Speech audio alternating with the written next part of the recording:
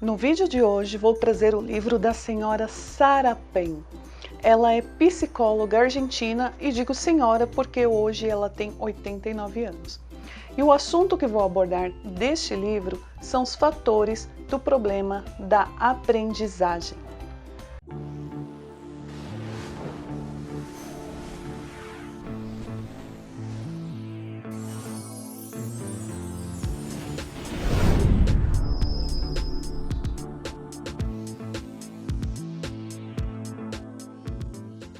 Meu nome é Elisandra Almeida, sou psicopedagoga e psicanalista. Essa edição do livro que trago hoje é de 2008. O primeiro capítulo do livro vai estar falando sobre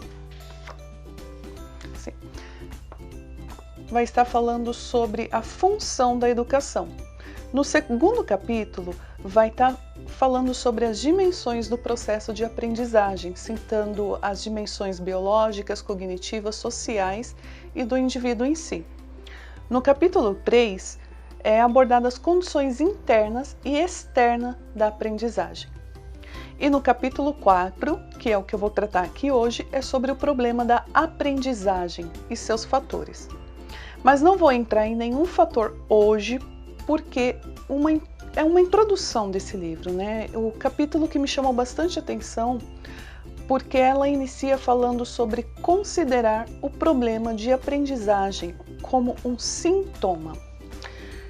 Então eu vou fazer o seguinte, eu vou mostrar aqui para vocês agora a tela do meu computador, para vocês estarem acompanhando e fazendo junto comigo este estudo. Bom, vamos lá. Então este capítulo, o que me chamou a atenção aqui foi sobre o diagnóstico, né? Então diz aqui, ó, este diagnóstico é sempre uma hipótese. Por quê? Porque nós não podemos fechar um diagnóstico sendo que precisa de avaliação de outros profissionais também, né? Esse tipo de diagnóstico psicopedagógico, ele precisa de uma equipe para poder estar sendo feito. Então, por isso que a gente diz que esse é uma hipótese. E cada momento da relação com o sujeito através tanto do processo diagnóstico como do tratamento nos permitirá ajustá-la desde que as transformações obtidas a partir dessa hipótese sejam aplicáveis por ela mesma. Ou seja, tanto o processo de diagnóstico como o processo de tratamento são situações que vão provocar algumas transformações a partir da minha hipótese, né, da ideia que eu tenho, do que eu estou suspeitando. Tratando-se de um diagnóstico multifatorial, como eu disse lá no início, determinar-se-á assinalando as articulações e as compensações mútuas, das quais surge o quadro total. Então, aqui está dizendo que a gente deveria juntar todos os pontos de vista dessa equipe multidisciplinar para poder fechar um diagnóstico, né? E aí aqui tem um exemplo que eu até grifei porque eu achei muito interessante. Por exemplo, uma criança com antecedente de cianose no parto. Cianose é aquela situação onde o bebê ele acaba recebendo pouco oxigênio e ele fica às vezes até com a pele azulada, principalmente das extremidades, né, das mãos e dos pés. Leve imaturidade perceptivo-motora. Então, essa criança aqui ela vai ter imaturidade na percepção, por exemplo, ali do espaço, né, da distância, da percepção que ela tem ali do ambiente. Ela tem isso de uma forma imatura, então talvez seja uma criança que caia bastante. Certa rigidez nos traços. Essa rigidez nos traços está aqui se referindo a uma rigidez no sentido de ter uma personalidade não muito maleável, né? Então são pessoas mais difíceis de trabalhar.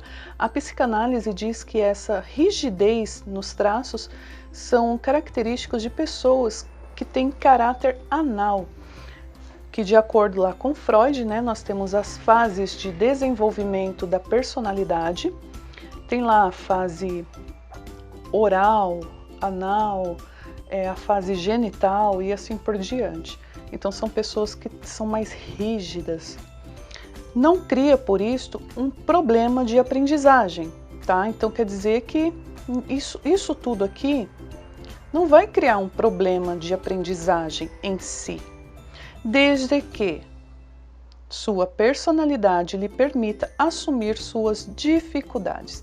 Então, se é uma criança que ela tem dificuldade em aceitar que ela está errada, vai ser difícil de trabalhar com essa criança, né? Mas a partir do momento que ela aceita isso, abre-se aí novas possibilidades. Então, desde que os métodos tenham se ajustado às deficiências para compensá-las, então eu vou criar um método para poder trabalhar com essa criança. E fora a própria criança, ela vai aprendendo ali conforme as situações que ela vai vivenciando, experienciando, e ela vai criando então novas maneiras de lidar com essas situações. Continuando. E desde que as exigências do ambiente não tenham colocado ênfase justamente no aspecto danificado. Vamos usar aqui um exemplo, porque aqui tem o exemplo de prestigiando a caligrafia, né? Seria uma situação de que eu não posso colocar muita ênfase naquilo que é um problema para a criança. De repente, se é uma criança muito tímida, eu não posso o tempo todo ficar dando ênfase a essa timidez, sabe? Ficar falando o tempo todo que, porque a criança é tímida, ela é muito envergonhada, e a criança ouvindo aquilo. Isso seria um comportamento de reforço negativo, né? Então aqui, se a dificuldade da criança for a caligrafia, nós podemos prestigiar a caligrafia, mas também não é o tempo todo, sabe? Porque senão entra nessa situação de colocar muita ênfase, por mais que seja positivo, pode ter resultado contrário. Continuando. Mas se somamos ao pequeno problema neurológico uma mãe que não tolera o crescimento do filho e uma escola que não admite a dificuldade, cria-se um problema de coexistência, que parcialmente poderiam ter sido compensadas. Essa situação é muito comum no consultório psicopedagógico, é muito comum nas escolas. Muitos pais, mães que não tolera o crescimento do filho, como se o filho dependesse dela para poder estar suprindo as necessidades dele. Ela não consegue soltar, deixar essa criança se desenvolver, deixar essa criança crescer.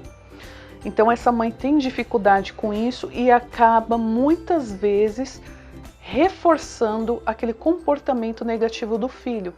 Mas aí você fala assim, mas Elisandra, a mãe foi até você, ela levou a criança até você porque a criança está com dificuldade, então ela não está querendo a melhora do filho? Nem sempre. Infelizmente, porque acontece de ter muitas mães que levam os filhos em todo quanto é lugar para ser avaliado. Leva na neuro, a neuro diz que não tem nada. Leva na psicopedagoga, diz que não tem nada. Leva no psiquiatra, diz que não tem nada. Leva no psicólogo, diz que não tem nada. Então, onde que está o problema? Está com a mãe, né? A mãe está vendo um problema na criança. Então, acontece dessa mesma forma de... ela tem essa dependência do filho, ela quer achar um problema para tornar a criança incapaz e ser dependente dela. Então aí a gente já vai para um outro nível de conversa, né? Tanto que foi por isso que eu estudei psicopedagogia, percebi que não estava completo, porque muitas vezes o problema ia além da criança, seriam os pais. Então, de repente, para eu estar entendendo melhor esses pais, para poder trabalhar com os pais, até mesmo com a família, foi onde eu resolvi estudar psicanálise, né? Para poder estar atendendo ali, suprindo todas as necessidades, pelo menos o que eu posso estar ajudando, né? Porque tem coisas que não cabe a mim, é somente ao outro profissional. Mas tudo que eu pude juntar para poder melhorar essa assertividade, né? Então, com esse intuito foi que eu estudei também a psicanálise. E veja só então como que o comportamento mal resolvido da mãe vai influenciar na criança. Continuando aqui. A investigação neurológica é necessária para conhecer a adequação do instrumento às demandas da aprendizagem. O sistema nervoso sadio se caracteriza no âmbito de comportamento por seu ritmo, por sua plasticidade, seu equilíbrio. Então, aqui está dizendo que a investigação que eu vou fazer dessa criança, eu tenho que ter ali todo o material adequado a essa demanda de aprendizagem, a essa investigação que eu vou fazer, né? O sistema nervoso sadio, ele vai mostrar que a criança tem um comportamento comum, que ela vai ter ali um ritmo de trabalho, ela vai ter uma plasticidade, então pode acontecer coisas que essa criança ela vai conseguir ali se emoldurar à nova situação, vai conseguir se adaptar à nova situação, graças à plasticidade. Então, por essa observação ali com o material adequado, a gente já percebe se essa criança ela está dentro dessa normalidade de ritmos, digamos assim. Se ela estiver fora, algum problema tem. Aí então vou ter que investigar mais fundo. Outro aspecto que interessa especialmente para a aprendizagem é o funcionamento glandular. Não apenas pela sua relação com o desenvolvimento geral da criança, do púbere e do adolescente, mas também porque muitos estados de hipomnésia, falta de concentração, sonolência, lacunas, costumam explicar-se pela presença de deficiências glandulares. Muitas vezes a gente acha que o problema da criança, do pré-adolescente, que é o púbere, né, e do adolescente, é justamente falta de vontade, preguiça, falta de interesse, né, de uma forma geral, e nem sempre é isso. Então isso daqui é uma coisa que tem que ser levada em consideração. É interessante saber sim como que está essa questão das glândulas, né, como estão os hormônios, né, o hormônio do crescimento, o hormônio do sono, entre outros, né, tem vários outros tipos de hormônio, então é legal fazer aí uma avaliação, pedir para esse pai, essa mãe responsável, tá levando a criança no pediatra para estar fazendo um exame de sangue de rotina e você fazer um pedido aí das glândulas como estão, né? Da parte hormonal. Algumas autointoxicações por mau funcionamento renal ou hepático apresentam consequências parecidas, olha só. Então, muitas vezes você chega e fala que a criança tem uma falta de concentração, essa criança tem TDA. Mas espera aí, já foi investigado tudo? Já foi descartada todas as hipóteses e possibilidades? É necessário estabelecer se o sujeito se alimenta corretamente, em quantidade e qualidade, pois o déficit alimentar crônico produz uma distrofia generalizada que abrange sensivelmente a capacidade de aprender. Isso daqui com certeza vai influenciar, né? É interessante fazer perguntas aí durante a anamnese com os pais, na entrevista também, perguntar como que é a alimentação dessa criança, né? Como que ela come, se ela tem horários fixos para as refeições, se ela come todo tipo de coisa, se ela come muita besteira no intervalo das refeições. Uma coisa que a gente sempre costuma dizer no consultório é para os pais não darem doce para a criança antes da aula. Tanto na aula da escola, quanto na avaliação comigo psicopedagógica, quanto numa aula de reforço. As crianças não devem ingerir doce antes, porque a gente sabe que doce deixa a criança ligada no 220. Acontece com a gente também, porque não vai acontecer com a criança, né? Então é interessante a gente saber como que está aí o suprimento nutricional dessa criança, porque isso vai influenciar. Uma criança que tem anemia, por exemplo, ela vai ter mais lentidão no raciocínio, ela vai ter mais sono, vai ser mais devagar, né? Por quê? Porque ela não está tendo uma oxigenação necessária para o organismo dela, a mente dela trabalhar de forma eficiente. Então é muito interessante, a gente está pedindo um exame médico, sabe? Qual é a opinião do médico em relação a isso?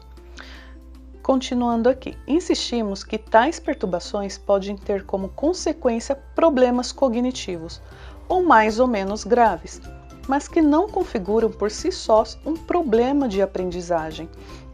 Se bem não são causa suficiente, aparecem, no entanto, como causa necessária.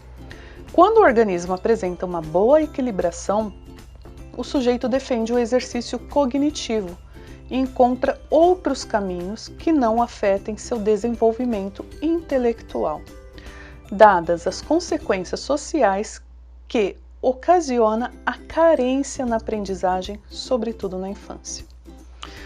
Então, resumindo esse parágrafo, diz aí que tais perturbações, está se referindo ao que eu falei no parágrafo anterior, em relação à alimentação, ao sono e por aí vai. E dessa forma, pode causar problemas cognitivos. Então, repare que nem sempre o aluno tem um problema cognitivo. Ele tem um problema por trás, de origem orgânica, que acaba afetando essa questão cognitiva, o problema de aprendizagem. Mas é uma causa necessária que causa esse problema de aprendizagem. Somente isso, né? Mas a criança, ela aprende quando ela está brincando, ela aprende assistindo um desenho, um filme, né? Então são momentos ali em que ela vai conseguir entender aquela mensagem que ela está vendo, ela vai conseguir processar aquilo e vai conseguir fazer aquilo se tornar um aprendizado. Ela vai incutir isso de uma tal forma em sua personalidade que vai fazer parte do desenvolvimento dessa criança. E tem muitas crianças que não conseguem conviver com isso, com todos esses estímulos que a gente tem externos, de forma muito eficiente. Então você dá vários estímulos ali para a criança e parece que ela não interage bem com eles, né? Então isso seria uma preocupação. Então é algo para ser investigado. E como eu disse lá no começo, ser investigado por uma equipe multidisciplinar. Bom, então esse foi aqui o capítulo 4 que eu trouxe para vocês do livro da Sarah Penn, certo? E aí depois nós vamos continuar falando ainda desse capítulo, que ele é muito interessante, sobre todos os fatores que afetam o aprendizado. E hoje eu quis trazer esse daqui para vocês, esse trecho, para estar falando como é importante a gente não descartar possibilidades na hora de fazer um diagnóstico. Bom, gente, então é isso. Eu espero que vocês tenham gostado do vídeo de hoje. Se vocês gostaram, se inscreva no canal, deixe seu joinha para ajudar a promover o canal também. Bom, é isso. Espero que vocês tenham gostado. Um grande beijo e até a próxima!